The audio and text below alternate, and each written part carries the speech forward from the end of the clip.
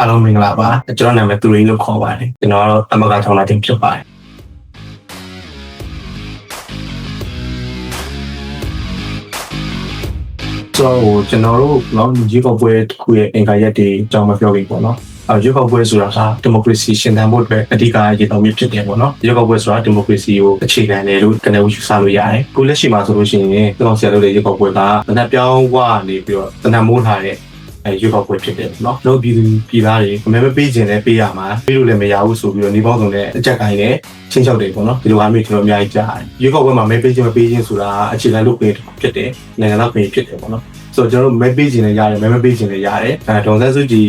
2010လောက်ကပြောတဲ့ဟာသူရှိရတာနိုင်ငံသားတိုင်းမဲပေးပိုင်ခွင့်ရှိတယ်လို့မဲပေးပေးနေပိုင်ခွင့်လည်းရှိတယ်ဆိုတာမျိုးကျွန်တော်တို့တွေ့ရတယ်တကယ်ဒီမိုကရေစီနိုင်ငံပေါ့နော်ဒီမိုကရေစီကိုခြေပြုတဲ့တကယ် US လိုနိုင်ငံမျိုးမှာတော့မဲပေးတဲ့သူတွေကအများများတယ်ပေါ့နော်သူပြင်လူငယ်ပိုင်းတွေဆိုလို့ရှိရင်လည်းသူတို့မှာလုံးဝအကောင်းမွန်တဲ့အစိုးရတည်းတစ်ခုရှိနေရဆိုရင်အတွေးရှိတဲ့အားတွေကြတော့မဲပေးတဲ့နေရာတွေလည်းရှိတယ်အကုန်လုံးပြန်ပြီးခြုံကြည့်ရမယ်ဆိုလို့ရှိရင်တော့ဒီမိုကရေစီဆိုတဲ့ဟာကိုအကြောင်းပြပြီးတော့တနင်္လာမိုးထားတဲ့ဟာတော့ဒီမိုကရေစီစက်မှန်မှာမဟုတ်ဘူးပြည်သူရဲ့အတန်လည်းဟုတ်မှာမဟုတ်ဘူးကြိုးကောက်ပွဲအင်္ဂါရက်နဲ့လည်းညီမှာမဟုတ်ဘူးပေါ့နော်စက်ကောင်စီကဥဆောင်ပြီးလုပ်တယ်ဆိုတော့ဟာအတဲကကိုစစ်တပ်နဲ့ရွေးကောက်ပွဲနဲ့ရှင်းပြလာလာမှာအရင်မဆိုင်ဘူးနော်စစ်တပ်ကလုပ်တဲ့ရွေးကောက်ပွဲကဘလောက်ပဲပြီးသူပါဝင်တယ်သူကသူတို့ပြောမပါဝင်လို့ပြောဘယ်တော့မှတမရှိမှာလည်းမဟုတ်တယ်လို့တရားမျှတမှုတွေလည်းရှိမှာမဟုတ်ပေါ့နော်ဆိုတော့အဲ့လိုပဲကျွန်တော်မြင်တယ်ဒါတော့ရှင်းတယ်ကြလားဥပမာကျွန်တော်တို့တန်းမှာကြာဘူးနားကပြီးတော့ဆိုရှင်ဒီနောက်ချက်ချီကိုကျွန်တော်မဲပေးရတယ်ပေါ့နော်အဲ့တော့ဆိုလို့ရှိရင်နိုးကိုလုံးမလားဖုန်းလုံးမလားမဲတော့မပေးဘူးလားဒီလိုပေးမယ်ဆိုလို့ရှိရင်လည်းချစ်ချစ်ပဲခတ်ခဲမယ်ဆိုရင်အဲ့မျိုးကြီးကျွန်တော်ကြားနေတယ်ပေါ့နော်ဆိုတော့အဲ့အချိန်တော့ကလည်းဒါတော့ဟိုနာဂက်ဖြစ်နေပြီးတော့နာဂက်ဥပဒေဆိုပြီးတော့ပြောကြတယ်နာဂက်တော့ဖြစ်နေတာတော့မှပဲဟိုတေးရသူရထမဲစင်းနဲ့ပါလို့ပါဘယ်လိုရှင်ဘယ်တော့ထောက်ခံပါတယ်ဆိုပြီးတော့ပြောပေါ့နော်ဆိုတော့ဒီဟာလည်းစုံစုံကဥဆောင်တဲ့ရွေးကောက်ပွဲလို့ပဲပြောလို့ရတယ်ပေါ့နော်အဲ့ဒါတစ်ခုရှိမယ်နောက်တစ်ခုကျတော့2010ရွေးကောက်ပွဲတစ်ခုရှိအောင်ပဲပေါ့နော်2010ရွေးကောက်ပွဲမှာတော့ဆိုလို့ရှိရင်လည်းဒါဟိုတော်တော်များများဆိုလို့သိမှာပါဟိုမဲတွေကမဲမတမာဘူးပြီးလို့ရှိရင်ဟိုကိုမဲတော့မပေးရတဲ့သူတွေကလည်းမဲပေးပြီးသားဖြစ်နေတယ်အများကြီးတော့ကြားရတယ်ပေါ့နော်ဆိုတော့ဒီနှစ်ခုဆိုလို့ရှိရင်ဒါနောက်ဆုံးမှာဒီနှစ်ခုကတက်တက်ကဥဆောင်တဲ့ရွေးကောက်ပွဲနှစ်ခုဖြစ်တယ်အဲ့ဒီရွေးကောက်ပွဲနှစ်ခုစလုံးကတမမရှိဘူးမဲလေးမျိုးဖြစ်တယ်အဲ့တော့စက်ကောက်ဆရာတို့ရဲ့ရွေးကောက်ပွဲပြီးတော့ဘယ်တော့မှပြုံသွားတယ်မဟုတ်ဘူးနောက်တစ်ခုကျတော့ဒီ2020ပေါ့နော်2020ရွေးကောက်ပွဲမှာမဲစင်းကိုအကြောင်းပြပြီးတော့အာဏာသိမ်းနေပေါ့နော်မတရားအာဏာသိမ်းနေပြည်သူရဲ့ဒီမိုကရေစီနည်းလမ်းအရရွေးချယ်ထားတဲ့အစိုးရကိုမတရားဖန်ဆီးရပေါ့နော်ဆိုတော့ဒါကပြည်သူကိုစော်ကားတာပဲဒီမိုကရေစီကိုစော်ကားတာပဲပြည်သူကိုစော်ကားဒီမိုကရေစီကိုစော်ကားထားပြီးတာမှသူတို့ကဒီမိုကရေစီနည်းလမ်းတရားပါညာဘလာဘလာရှောက်ပြောနေရတွေကဟိုပြည်သူတွေပေါ်ဘယ်လိုနဲ့မှယုံကြည်မှုရမှာမဟုတ်ဘူးပေါ့နော်အဲ့ဒါတစ်ခုဖြစ်တယ်နောက်တစ်ခုကျတော့ပြည်သူတွေကိုဘယ်လိုမျိုး message ပေးခြင်းလဲဆိုလို့ရှိရင်ဟိုပြည်သူတော်များများတော့သိရဲ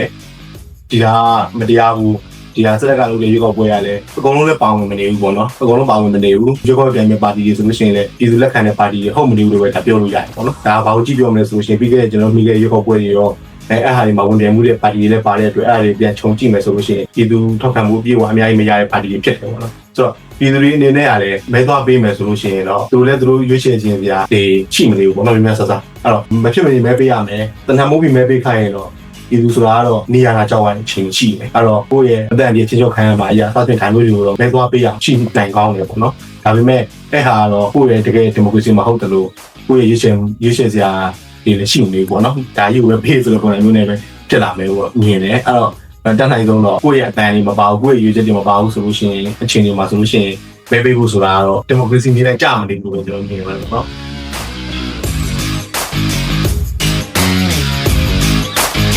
်ဒီကာလမှာပေါ့နော်အဲ့လိုဆက်ဆောင်နေရတဲ့သူတွေတိုက်ပွဲတွေကြောင့်ဖြစ်မတရားဟိုဖန်ဆီးလို့ပဲဖြစ်ဒီလိုရှောင်ပုံနေရတဲ့သူတွေရှိတယ်အဲဒီလိုသူတို့ကအတဲပေးလာပေးတိုင်းပဲမပေးလို့ရှိရင်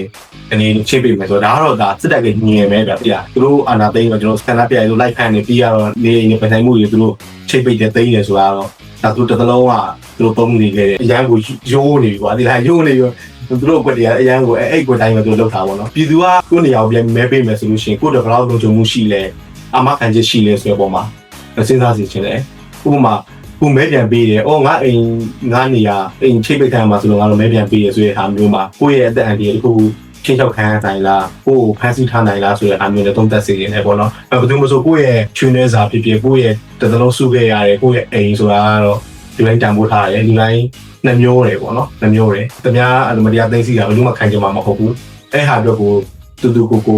တကယ်အဲ့တော့သိမ့်မယ်ဆိုလို့ရှိရင်တော့စိတ်ထိခိုက်ရမှာပဲပေါ့နော်အကယ်၍တကယ်မဲပေးပြီးသွားလို့ရှိရင်ရောမသိမ့်တော့ဘူးလားနင်တို့ရောအကုန်လုံးဘလို့မှဘယ်လိုခေါ်မလဲအသက်အန္တရာယ်မချင်းချောက်နိုင်တော့ဘူးလားဖက်စီချုံတော့မလုပ်တော့ဘူးလားဆိုရင်အမခိုင်ချက်ရှိတယ်ဆိုလို့ရှိရင်တော့ပြန်မဲပေးတာတော့ကျွန်တော်အနေနဲ့အရင်မပြောလို့ပေါ့နော်ဒါပေမဲ့စစ်တပ်ကအကောင်တွေကတော့ဘရောမှဂျုံရတဲ့ကောင်တွေတော့မဟုတ်ဘူးအကယ်၍အဲ့လိုမျိုးမဟုတ်ဘဲနဲ့မဲလည်းပြန်ပေးမယ်မဲပြန်ပေးတဲ့အချိန်မှာကိုထောင်းဖမ်းလာမျိုးတွေလည်းဖြစ်လာနိုင်ကောင်းတယ်ပေါ့နော်အဲ့လိုဟာတွေလည်းရှိတယ်နောက်တစ်ခုကျတော့ကိုယ်တိုင်ပြန်ပြီးမဲမပေးခဲ့ရင်တောင်မှပဲကိုယ်နာမည်စီးနဲ့မဲပေးထားမျိုးတွေလည်းရှိလာနိုင်တယ်ပေါ့နော်ဒါကတော့သူတို့ရဲ့ထုံးစံဖြစ်တယ်အဲ့တော့အဲ့အခြေအနေမှာဆိုလို့ရှိရင်တော့ကိုယ့်ရဲ့တကယ်အခြေအနေတွေကိုယ့်ရဲ့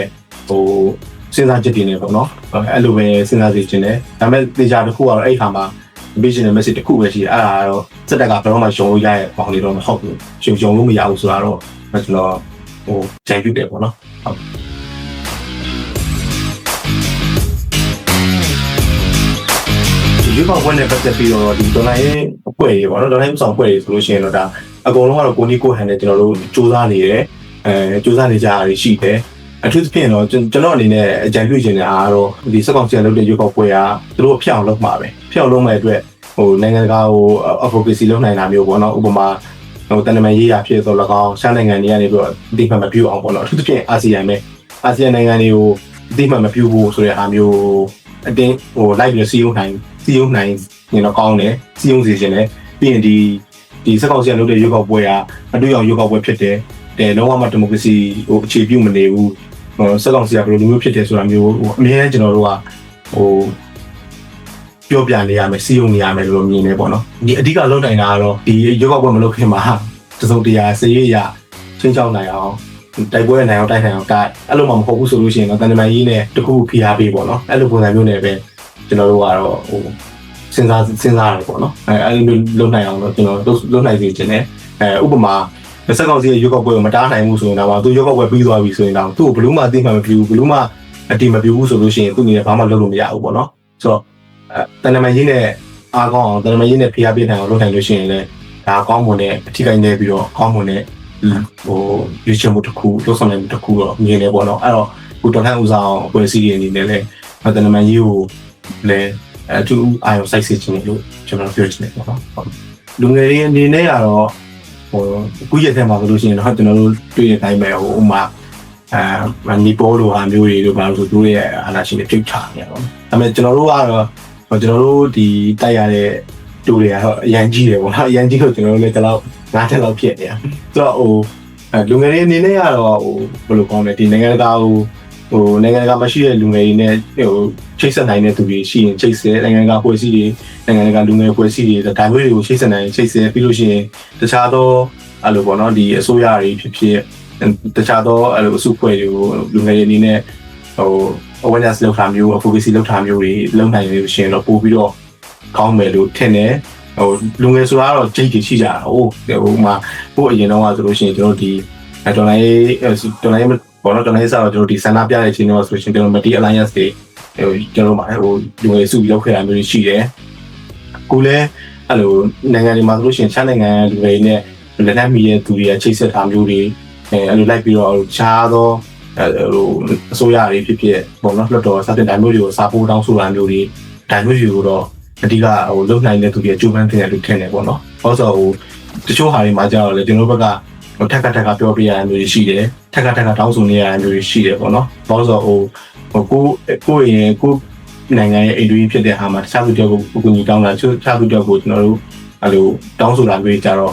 တစ်ခါမရတဲ့နှစ်ခါမဲ့သုံးခါစသဖြင့်ဓာတ်မျိုးတွေနဲ့ထက်ကလည်းအကျိုးပန်းဆောင်ရွက်တင်တယ်လို့ကျွန်တော်တို့မြင်နေပေါ့နော်။အဓိကကတော့လူငယ်စုဖွဲ့ခြင်းချိတ်ဆက်နိုင်ရင်တော့ပို့ပြီးတော့ကောင်းတယ်ပေါ့နော်ဒီနိုင်ငံတကာမှာအခုဆိုလို့ရှိရင်နိုင်ငံတကာမှာကျွန်တော်တို့လူငယ်ရှိကြတာပေါ့နော်လူငယ်ရှိကြတယ်ဘယ်နိုင်ငံဖြစ်ပေါ့နော်ဒီကျွန်တော်တို့ဒေါ်လာလူငယ်တွေဒေါ်လာယူဘက်ကိုအထောက်အကူပြုတဲ့သူတွေအများကြီးရှိတယ်သူတို့တွေအနေနဲ့လည်းအခုဆိုပြီးခဲ့တဲ့ရက်ကျွန်တော်ကြားရတယ်ဂျပန်ကမသိဘူးဂျပန်မှာဆိုလို့ရှိရင်လည်းအဲ့လိုဂျပန်ဆိုရဒါဒီရုပ်ပုံနဲ့ပတ်သက်ပြီးတော့ထပ်တယ်တခုခုအဲ့လိုကျွန်တော်စီကိုဖျားပေးဖို့လို့အဲ့လိုအမြဲတောင်းဆိုရရှိအရန်ကောင်းတယ်အဲ့တော့ကိုရောက်နေတဲ့နိုင်ငံမှာကိုရောက်နေတဲ့ government ကိုအဓိကဒီ တောင်းဆိုနိုင်တာမျိုးတွေစီးရုံနိုင်တာမျိုးတွေလုပ်နိုင်ရတာတော့အကြံကောင်းတဲ့လုပ်ငန်းစီတွေဖြစ်တယ်လို့ပြောချင်တယ်ဟုတ်ဖြစ်မှာလားလို့မေးရင်တော့ကျွန်တော်ကတော့ဖြစ်မယ်လို့ပဲကျွန်တော်အများကြီးပြောတယ်ဘာလို့လဲဆိုတော့ဖြစ်အောင်လုပ်နိုင်တဲ့နေရာတွေပဲဒီကောင်လေးလုပ်ပါဟုတ်ဆိုသူတို့စုံ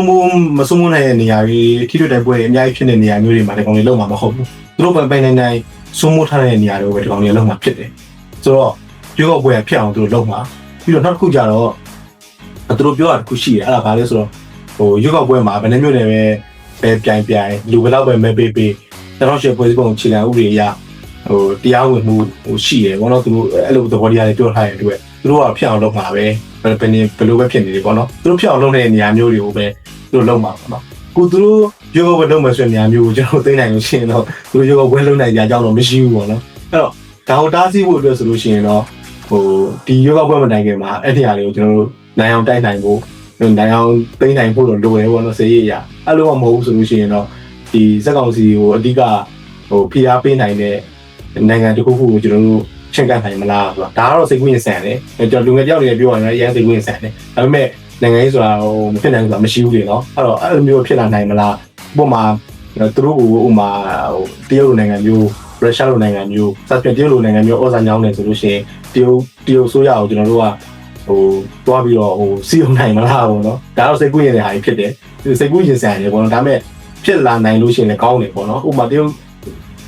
ုတ်နိုင်ငံဒီဟာဒီမရောက်နိုင်တော့ရွေးကောက်ပွဲအတွက်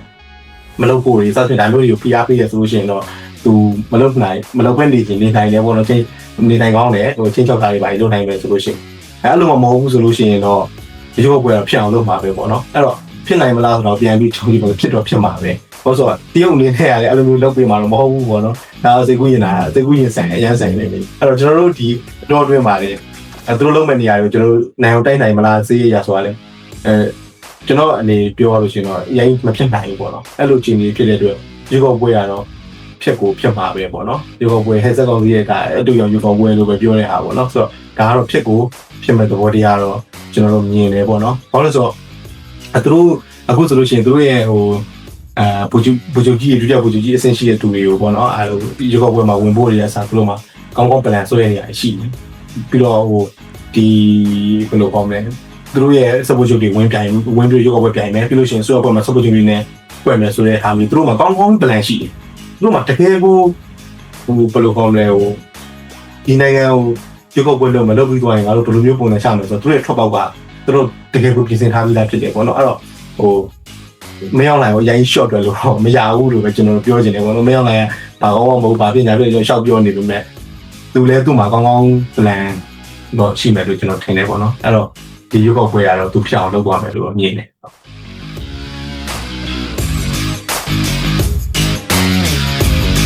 နိုင်ငံတကာအသိမှတ်ပြုနိုင်လားဆိုတာအဲ့ဒါကတော့စက်ကောင်စီရဲ့တန်တမာရေးကြိုးပမ်းမှုတွေရောဒီဘက်ကကျွန်တော်တော်လိုင်းရဲ့ပွဲတွေရဲ့တန်တမာရေးကြိုးပမ်းမှုတွေရောမှာအများကြီးမှုတည်ရလို့ထင်တယ်ဥပမာသူ့ရဲ့ရွေးကောက်ပွဲကိုအသိမှတ်ပြုနိုင်တဲ့နိုင်ငံတွေပြည်နိုင်ငံတွေရှိနိုင်တယ်ဆိုတော့ကျွန်တော်တို့အခုချိန်မှာအကြံဉာဏ်စဉ်းစားကြည့်လို့ရတယ်ရှိတယ်ပြီးလို့ရှိရင်ရွေးကောက်ပွဲတကယ်ပြီးသွားလို့အဒီပြုမပြုဆိုတာမျိုးလည်းရှိနိုင်သေးတယ်ပေါ့နော်အဲ့တော့အထူးသဖြင့်ကတော့ကျွန်တော်ခုနကပြောသလိုပဲအိန္ဒိယနိုင်ငံတွေတို့ပြီးလို့ရှိရင်ဒီအာဆီယံနိုင်ငံတွေတို့တန်တမာရေးရာကျွန်တော်တို့ဒီတော့တော်လိုင်းရဲ့ဘက်ကဆိုလို့ရှိရင်တန်တမာရေးရာဒီချက်ကိုကောင်းမွန်တဲ့ဆက်ဆံရေးတည်ဆောက်နိုင်မှုလိုတယ်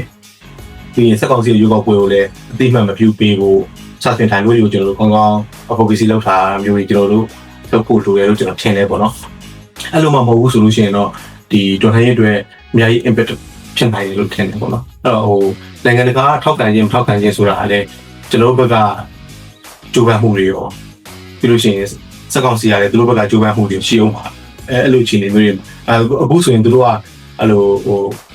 ဒီဘယ်လိုခေါ်မလဲတန်တမာရေးရာlobby လုပ်ဖို့ဖြစ်လိုက်ပြီးတော့စီယုံဖို့ဖြစ်ပေါ့နော်ပတ်စံပြီးငှားတာမျိုးတွေရှိတယ်သူတို့ဆိုလို့ရှိရင်ရန်ကိုတာကြိုးပမ်းဆောင်ရွက်နေရလို့ကျွန်တော်တို့မြင်တယ်ပေါ့နော်ကြည့်လို့ရတယ်ကျွန်တော်တို့တော်လိုင်းဘက်ကရော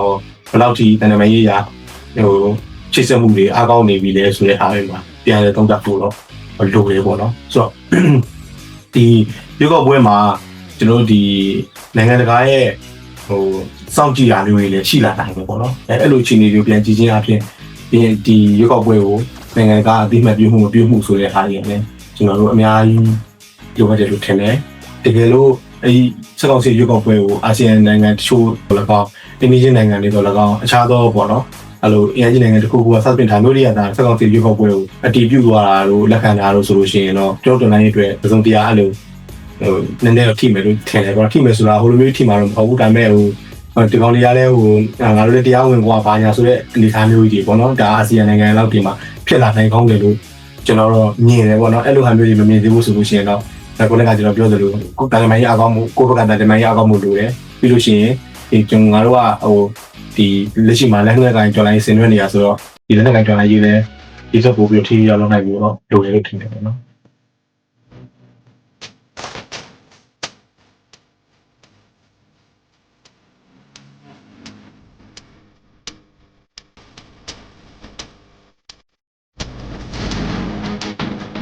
်နိုင်ငံမှာစက်ကအာဏာသိမ်းပြီဆိုလို့ရှိရင်တော့ဒါသူတို့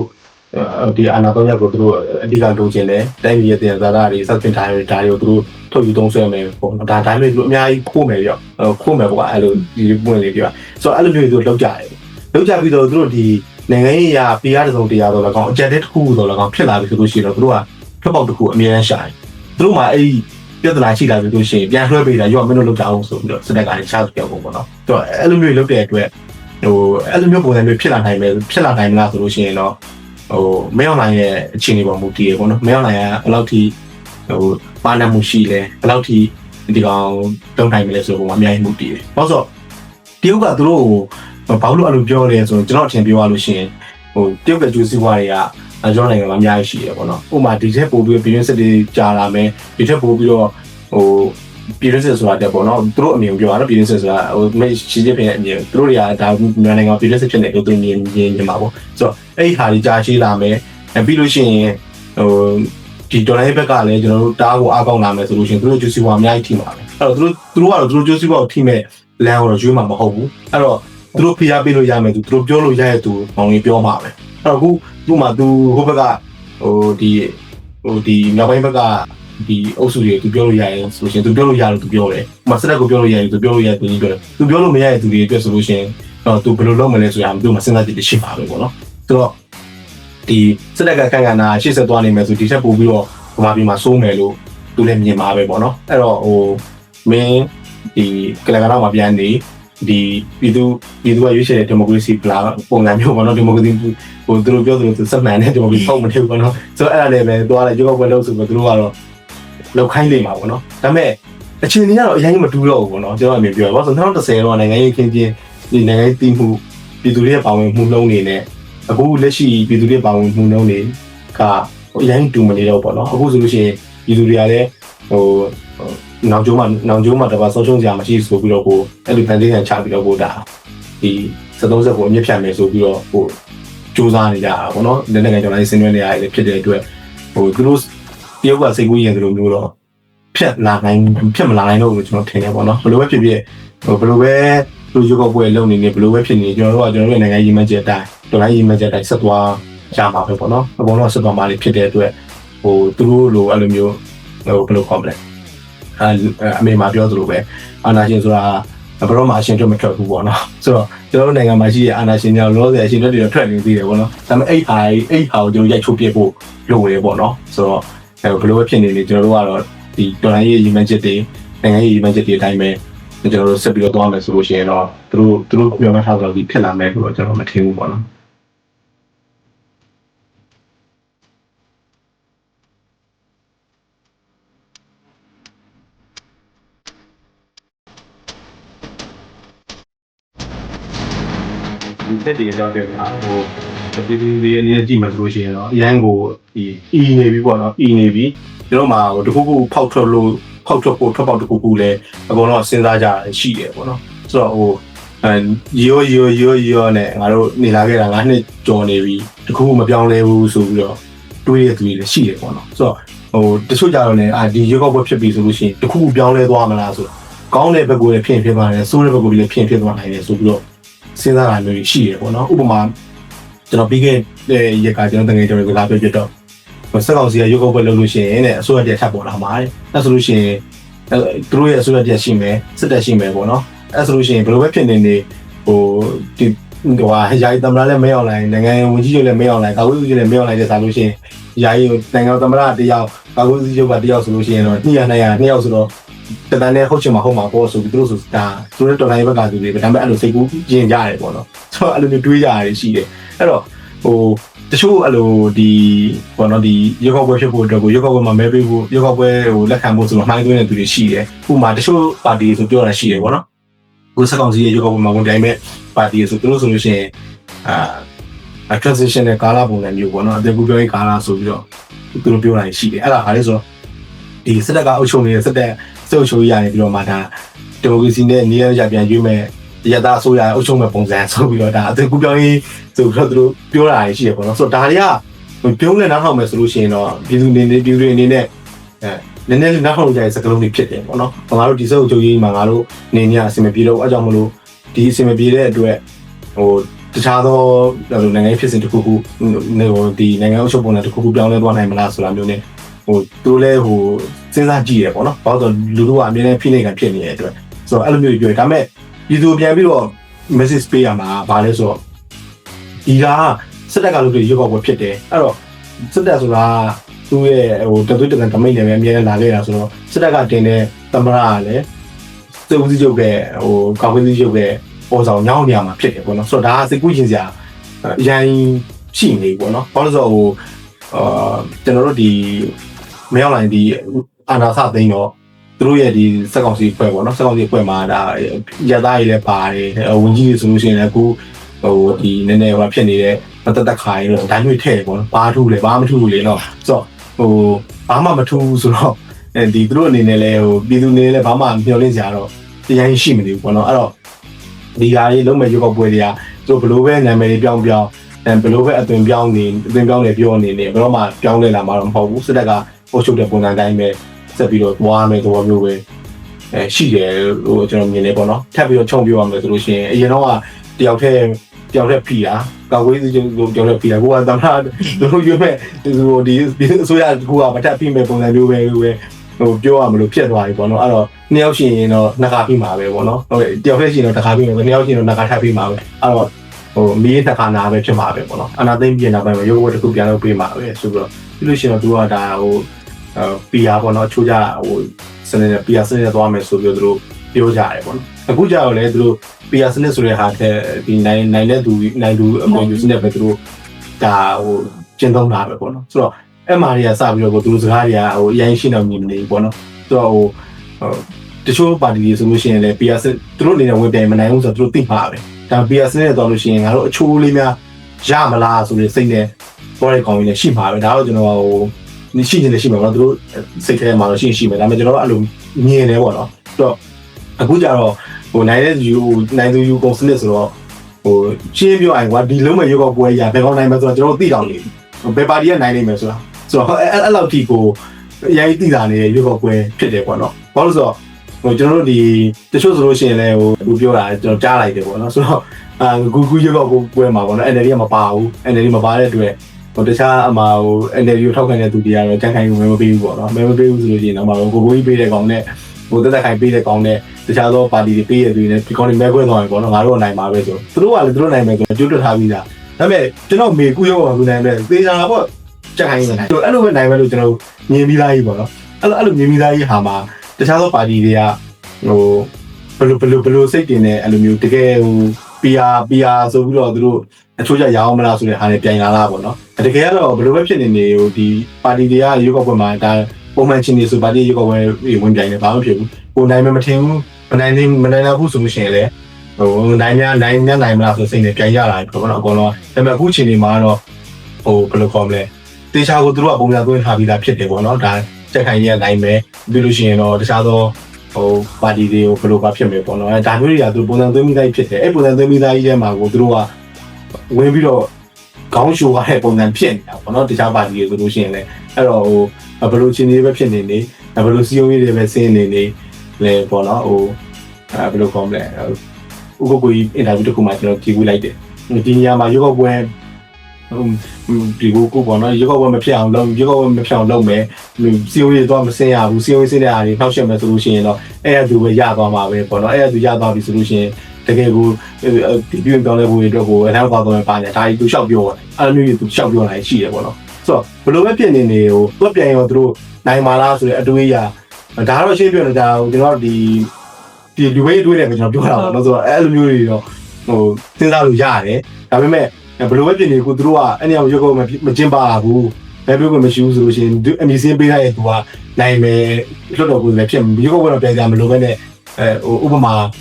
ဒီမျိုးနဲ့ကွန်မြူနတီတစ်ခုမှာပါတီတစ်ခုကပဲကိုယ်စားလောင်းပေးထားပြီးရှားပါတီကကိုယ်စားလောင်းမရှိဘူးဆိုရင်ဒီကောင်ကပြန်ကြမလို့ပဲနိုင်သွားမယ်ပုံစံမျိုးတွေတော့သူပြောထားတာပေါ့နော်ဆိုတော့အဲ့လိုအခြေအနေကိုလည်းမူတည်ပြီးတော့အကူကြီးပြောရည်လို့မြင်နေပေါ့နော်ဆိုတော့ဘယ်လိုပဲဖြစ်နေအခုဒီရွေးကောက်ပွဲကဟိုသူတို့တေချာကိုကလဖန်ထိုးထားပြီးသားဖြစ်တယ်အခုအကြောင်းလည်းသူတို့ရဲ့ဒီစပ်ဝတ်ချုပ်တွေကိုဟိုဒီအရောက်ရဲ့လဲပြီးတော့သူတို့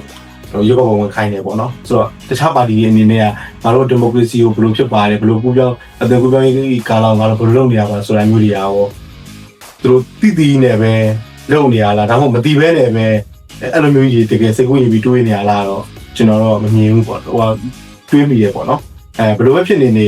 ရုပ်ကပွဲမှာပြည်သူ့ဆုတ်ဖြတ်ခံတာကတော့ကိစ္စမရှိရှုံးတဲ့ကိစ္စဖြစ်နိုင်တဲ့ကိစ္စဖြစ်ပါလို့ဆိုပြီးတော့ရွေးချယ်တာဖြစ်တယ်အဲ့လိုအခြေအနေပုံမှန်အခြေအနေဆိုကျွန်တော်မပြောလို့အခုအခြေအနေကြတော့စစ်တပ်ကနေပြီးတော့မှတေချာကိုပြင်ဆင်ထားပြီးအိမ်ပြေခိုင်းခိုင်းတဲ့ဘောပဲကွာအဲ့လိုသဘောတရားမျိုးမှာ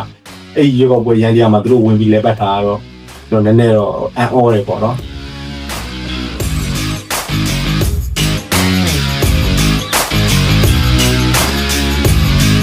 ကိုယ့်ရဲ့ဟိုဘယ်လိုကောမလဲကိုယ့်ရဲ့တမိုင်းပဲပေါ့နော်မန်မပေးပဲနဲ့နေလို့ရတဲ့အခြေအနေမှာဆိုလို့ရှိရင်ငါတို့မန်မပေးပဲနေထားဒီရွေးကောက်ပွဲမှာငါမပူပေါင်းမှုဆိုတဲ့ကိုကျွန်တော်တို့ဒီစပြီးတော့အာနာသိန်းတော့ပြောခဲ့သလိုလက်ပြလုံစီတယ်ပေါ့နော်လက်ပြလုံစီတယ်ကိုလောက်ခဲ့တဲ့အရာဖြစ်တယ်ပေါ့ဒါပေမဲ့ဟိုငါမဲပေးလဲရတယ်မဲမပေးလဲရတယ်ဆိုတဲ့အခြေအနေမှာမဲသွားပေးရဆိုလို့ရှိရင်တော့အရင်တော့ကငါတို့ဟိုလက်တန်းလေးပြင်ဆုံးခဲ့ပြီဆိုပြီးတော့ online ပေါ်မှာဟိုဘယ်လိုခေါ်မလဲကြွယ်နိုင်ပါလားပေါ့ဗာဒီလားအဲ့လိုမျိုးပြောအောင်ကအရင်တော့ဆိုသိရမှာကျွန်တော်တို့လက်တန်းလေးပြင်ဆုံးခဲ့ပြီနိုင်ငံသားတယောက်ကတာဝန်ကျေပြီးခွာဆိုပြီးတော့အဲ့လိုမျိုးသူတို့အဲ့လိုမှဆိုငါတို့အားပေးခဲ့တယ်ကွာအဲ့လိုမျိုးတော့သူတို့သိခါရှိနဲ့တိတ်ခါရှိတဲ့နိုင်ငံသား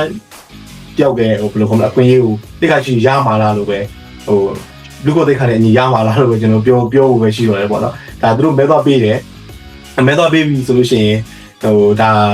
မဲမပေးဘဲနေလို့ရရဲ့အချိန်ဒီမှာမဲမပေးဘဲနေတာကတော့ကိုယ့်အတွက်သမိုင်းပေါ့နော်ဘယ်လိုပဲဖြစ်နေဒီရန်တရားကြီးမှာငါမလက်ပတ်ဖို့ဆိုတာကတော့ကိုယ့်ကိုလက်ပြလုံးပေးတဲ့အကြောင်းအရာတစ်ခုပဲဖြစ်တယ်ပေါ့နော်အကယ်၍မဲမပေးလို့ပဲနဲ့နေလို့မရရဲ့အချိန်ဒီမှာဆိုလို့ရှိရင်တော့ဒီလိုပဲပေါ့နော်အာနာရှောက်မှနေရတဲ့အချိန်နီးရတာကြောက်တဲ့အချိန်တွေတဏမိုးထားတဲ့အချိန်တွေမှာဆိုလို့ကျွန်တော်ကိုယ့်ရဲ့အသက်အန္တရာယ်အရာတော့မဲပေးကြရမှာပေါ့နော်အဲ့ဒါယူတော့မလို့အတင်းမဲမပေးပါနဲ့လို့တော့ကျွန်တော်တိုးတဲ့အနေထားတော့ကျွန်တော်မပြောလို့ပေါ့နော်မပြောလဲမပြောရဘူးဟောဆိုတော့လက်တွေ့ခံစားရတဲ့သူတွေကပဲအတိကအတိဆုံးဖြစ်တယ်ပေါ့နော်အဲ့တော့ဟိုမဲမပေးပဲနေလို့ရရင်တော့မဲမပေးနဲ့မဲမဖြစ်မနေမဲပေးရမယ်ဆိုလို့ရှိရင်တော့အတိုင်းအတာတစ်ခုထင်နေတယ်နည်းနည်းတော့စဉ်းစားကြည့်ကြတယ်ပေါ့နော်အဲ့လိုမှမဟုတ်ရတယ်မကြိုက်တာလို့ငါတို့မပေးဘူးကွာဆိုတဲ့သူမျိုးလည်းရှိလာနိုင်ကောင်းတာပေါ့နော်ဒါမျိုးတွေလည်းရှိလာနိုင်ကောင်းတယ်အဲ့လိုဟာမျိုးတွေဆိုလို့ရှိရင်လည်းလုံးဝကျွန်တော်တို့ကတီးစုကိုလုံးဝ appreciate ဖြစ်ပြီးသားလို့ကျွန်တော်လေးသားဥညွှန်ပြီးသားပဲပေါ့အဲ့လိုပဲပြောချင်တယ်ပေါ့နော်ဟုတ်လက်ပြလုံရလားဆိုတာတော့ငါတို့ဒီစန္ဒပြတဲ့အချိန်တွေမှာရပါတော့ဆိုတော့ပြောခဲ့တဲ့စကားဖြစ်တယ်ပေါ့ဒါတော့တော်လိုက်အစအချင်းမှာငါတို့လေအိမ်မလေးကလက်ပြမလုံးလို့ဘာလို့နေနေပဲဟိုပြောကြတဲ့အခြေအနေပေါ့နော်ဟိုဘယ်လိုခေါ်မလဲဟိုအဲ့တော့ဆိုလို့ရှိရင်ကျွန်တော်တို့လမ်းမထွက်ဆန္ဒပြရတယ်ငါတို့လေဟိုငါတို့လက်ပြလုံခြင်းတဲ့အတွက်ငါတို့ဆန္ဒပြကြရတယ်ဆိုပြီးတော့ဟိုငါတို့ကောင်းကောင်းကြွယ်နိုင်တယ်ပြောနိုင်တယ်ပေါ့ကွာအခုကတော့ဟိုမဲပေးပြီးတော့အိမ်မှာပြန်ပြီးငိန်ကုတ်နေရမယ့်ဟာမျိုးတွေအဲ့လိုဘဝကြီးပဲတရားပါဘောနော်ဆိုတော့အဲ့လိုပဲကျွန်တော်ထင်ပါတယ်ဟုတ်